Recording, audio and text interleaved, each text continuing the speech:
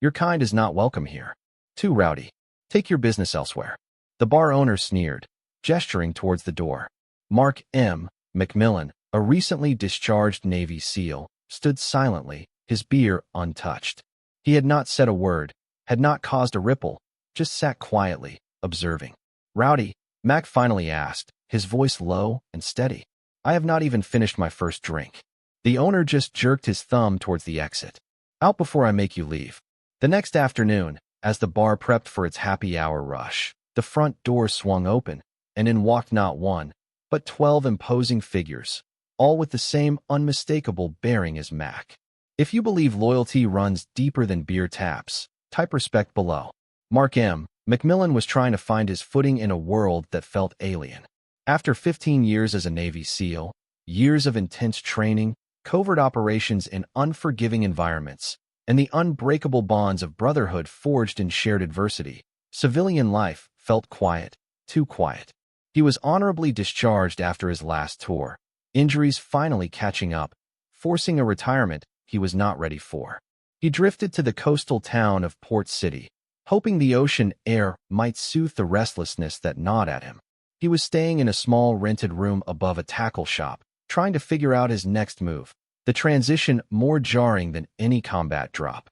He did not look like the Hollywood stereotype of a SEAL. He was not overtly muscular or flashy.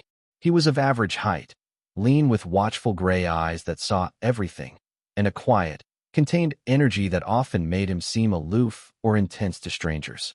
He kept his hair short, his clothes practical and unassuming. Jeans, a plain t-shirt, a faded baseball cap. He was not looking for trouble or attention. He was just looking for a moment of normalcy, a quiet place to think. He had wandered into the Salty Gull, a waterfront bar popular with locals and a rougher tourist element. It had a decent reputation for live music on weekends, but tonight, a Tuesday, it was mostly empty, just a few regulars hunched over their drinks. Mac took a seat at a small table in the corner, ordered a beer, and settled in to observe, a habit ingrained from years of needing to assess every environment. The owner of the Salty Gull, a beefy, perpetually scowling man named Vic Rizzo, prided himself on running a tight ship. His definition of tight, however, often translated to arbitrary enforcement of unwritten rules based on his mood or his perception of a patron. He had a particular dislike for what he termed military types, stemming from a minor scuffle involving some rowdy young sailors years ago, that he had overblown into a major incident in his mind. He saw them as inherently disruptive, arrogant, and prone to violence. When Mac walked in, Vic clocked him immediately. The quiet intensity, the way he scanned the room, the subtle alertness. Vic did not see a man looking for a peaceful drink. He saw a potential problem, someone who did not fit his preferred clientele of loud, easy-spending tourists or compliant locals. Mac had been sitting quietly for about 20 minutes, nursing his first beer, his gaze mostly fixed on the dusty nautical charts tacked to the wall. When Vic decided to act, he ambled over to Mac's table, his arms crossed, his expression already hostile. All right, pal, Vic began, his voice unnecessarily loud in the quiet bar. You have been sitting here staring for 20 minutes. You casing the joint or something? Mac looked up, surprised. Just enjoying my beer, thinking. Thinking, Vic scoffed. I do not like your kind of thinking in my establishment. Makes the other customers nervous. He glanced around pointedly, though the few other patrons were pointedly ignoring the exchange. My kind? Mac asked, his voice calm, though a warning light flickered in his gray eyes. And what kind would that be? Vic leaned in, his beer and cigarette breath washing over Mac. The quiet, intense, military-looking kind. You guys are always trouble. Looking for a fight, thinking you own the place. I have had enough of it. Your kind is not welcome here. Too rowdy. Mac raised an eyebrow. Rowdy. I have not said a word to anyone but the bartender. I have not moved from this table. Does not matter, Vic snapped, his face reddening. I know your type. You are all the same. I run a respectable place here. So, finish up whatever swill you are drinking and take your business elsewhere. Mac placed his beer glass down on the table with deliberate care. The injustice of it, the sheer irrational prejudice, was glaring. After all he had seen, all he had done, to be judged and dismissed so casually by a belligerent bar owner based on nothing more than a perceived look. It was a bitter pill.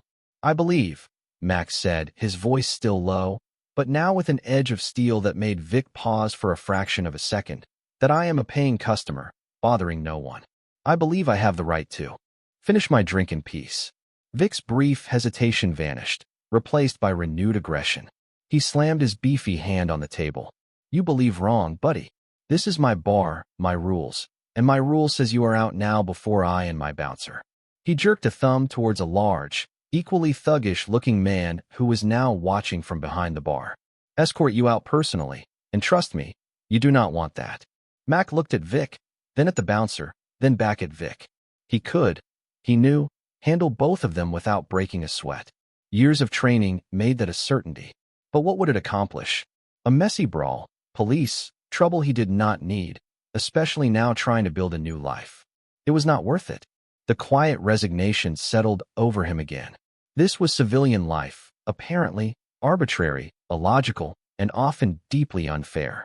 He stood up slowly, pushing his chair in. He left his nearly full beer on the table. Keep the change, he said quietly, though he had not paid yet. He walked towards the exit, Vic and the bouncer watching him with triumphant smirks. As he reached the door, Vic called after him, and do not come back, you hear. We do not need your trouble. Mac did not look back. He stepped out into the cool night air, the injustice coiling in his gut. He walked a few blocks, then stopped, leaning against a sea wall, looking out at the dark water. He pulled out his phone. He did not call the police. He did not call a lawyer. He opened a secure messaging app, one used by his old SEAL team for discreet communication, and typed a short, simple message to his former team leader, Senior Chief Petty Officer Jake Reaper Rock. Salty Gull Bar, Port City. Owner Vic Rizzo. Unwarranted ejection. Hostile to military. Just FYI, Mac. He hit send. He did not expect anything to happen. Not really. It was just an FYI, a way of venting, of letting his brothers know about a particularly unpleasant encounter in a new town. He then started the long walk back to his rented room. The taste of injustice far more bitter than any beer. The next day, around 3 p.m., just as Vic Rizzo was unlocking the front door of the Salty Gull, preparing for the afternoon shift and congratulating himself on keeping his bar clean, a large unmarked black van pulled up silently across the street. It was followed by two more identical vans.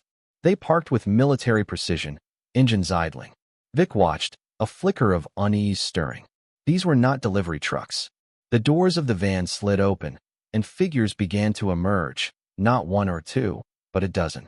All men, all tall, lean, powerfully built, moving with a quiet, coordinated purpose that was utterly out of place on the sleepy waterfront street.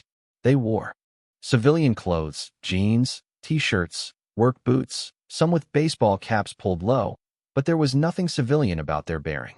Each man carried an aura of intense focus, of contained power, like coiled springs ready to unleash. They had the same watchful eyes as Mac, the same air of quiet competence that brooked no argument. It was Mac's old SEAL team. Senior Chief Rock Reaper led the way, his expression unreadable, but radiating an intensity that made Vic's unease blossom into full-blown apprehension. They did not look at the other shops or pedestrians. They crossed the street in a loose tactical formation and headed directly, silently, towards the entrance of the Salty Gull. Vic, standing in the doorway, suddenly felt very small, very exposed. He recognized the look in their eyes. He had seen it before briefly in Mac the night before, just before Mac had decided to walk away. Now it was amplified 12-fold, and they were not walking away. Senior Chief Reaper stopped directly in front of Vic Rizzo, the other 11 members of the SEAL team fanning out slightly behind him, effectively blocking the entire entrance to the Salty Gull. They did not speak. They just stood there, their collective gaze fixed on Vic, a silent, overwhelming wall of disapproval. Vic swallowed hard, his earlier bluster gone. Can I help you, gentlemen? He stammered, trying for a welcoming tone that came out as a nervous squeak. Reaper did not answer immediately. He just looked at Vic, his eyes seeming to strip away every layer of Vic's bravado, leaving him feeling naked and inadequate. The silence stretched, thick with unspoken threat. The bouncer, who had just arrived for his shift and witnessed the team's arrival, wisely chose to remain near the back of the bar, suddenly very interested in polishing glasses. Vic Rizzo, Reaper finally asked, his voice low, calm, but carrying the unmistakable authority of a man used to giving orders that were instantly obeyed in life or death situations. Yeah, that is me, Vic managed. We understand, Reaper continued, his tone still quiet, that you had a misunderstanding last night with one of our associates, a man named Mac. Vic's eyes darted nervously from Reaper to the other silent figures. Misunderstanding. Look, he was being difficult. I just asked him to leave. No harm done. One of the SEALs behind Reaper, a giant of a man known only as Tank, let out a soft sound. Not quite a laugh. More like the rumble of distant thunder that made Vic flinch. No harm done, Reaper echoed, raising an eyebrow. You insulted him. You threatened him. You ejected him from your establishment based on nothing more than your own prejudice. Is that your standard business practice, Mr. Rizzo, to disrespect a man who has served his country with more honor and integrity in one tour than you have likely shown in your entire life? Vic started to sweat. Now hold on a minute. I support the troops. I got a flag out front. Sometimes you just get a bad vibe from someone, you know. A bad vibe, Reaper said, his voice flat. Interesting, because we are getting a very specific vibe from you, Mr. Rizzo, and from your establishment. He paused. We were planning on having a team debrief here this afternoon. About 12 of us. Maybe a few more might join. We thought we would sample your hospitality, have a few rounds, support a local business. He looked around the empty bar, but given Mac's experience, we are reconsidering. Vic's mind raced. 12 SEALs in his bar for hours. The potential for profit warred with the palpable sense of intimidation. But then he saw the look in Reaper's eyes, and he knew this was not about selling beer. Look, Vic said, trying a different tack, forcing a placating smile. If it was a mistake, I apologize to Mac, to you. Tell you what, first round is on the house for you and your associates for the misunderstanding. Reaper's expression did not change. An apology to us is irrelevant, Mr. Rizzo. It is Mac you disrespected. And more than Mac, you disrespected the service, the sacrifice, the quiet dignity of a man who asked for nothing but to be treated like any other customer. He stepped a little closer. Here is what is going to happen, Mr. Rizzo. You are going to find Mac. You are going to offer him a sincere personal apology, not for us, but for him. You will tell him he is welcome in your establishment any time, and that he will be treated with the respect he is due. Then Reaper continued, you are going to make a substantial, publicly acknowledged donation to the Navy SEAL Foundation in Mac's name.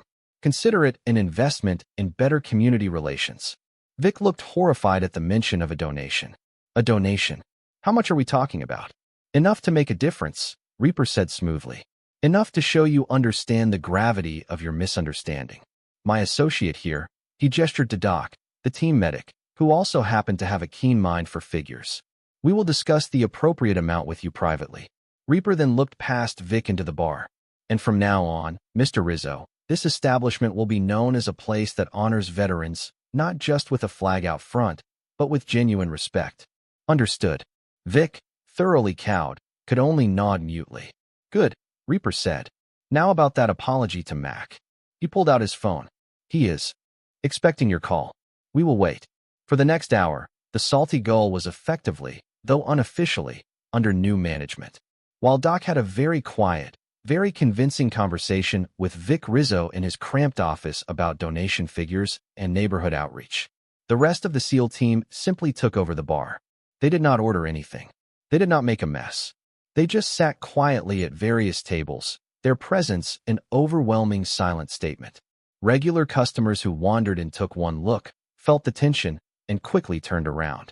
Vic Rizzo, emerging from his office looking pale and significantly emptied, made a very heartfelt, very open phone call to Mac, apologizing profusely and inviting him back to the bar any time as a respected guest.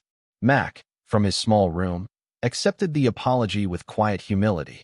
The SEAL team departed as silently and efficiently as they had arrived, leaving Vic Rizzo to contemplate his new business philosophy. The Salty Gull did in fact make a very substantial donation to the Navy SEAL Foundation, and word spread quickly through Port City. The Salty Gull was now a veteran-welcoming establishment, perhaps the most military-friendly establishment in town. Mac visited the Salty Gull a week later at Reaper's insistence. Vic Rizzo personally served him his beer on the house, and could not have been more solicitous. The bouncer even nodded respectfully. Mac did not gloat. He just enjoyed his beer in peace, a quiet smile playing on his lips. He knew his team always had his six, whether in a dusty foreign land or a run-down waterfront bar. The incident became a quiet legend among the SEALs, a reminder that sometimes the most effective operations required no weapons, just unwavering devotion and the undeniable presence of a dozen of America's finest. Because camaraderie does not end with discharge, and when you mess with one SEAL, you might just find his entire team showing up to politely, but very firmly recalibrate your understanding of honor. Subscribe to my channel if you believe in the unbreakable bonds of camaraderie and that true heroes always have each other's backs.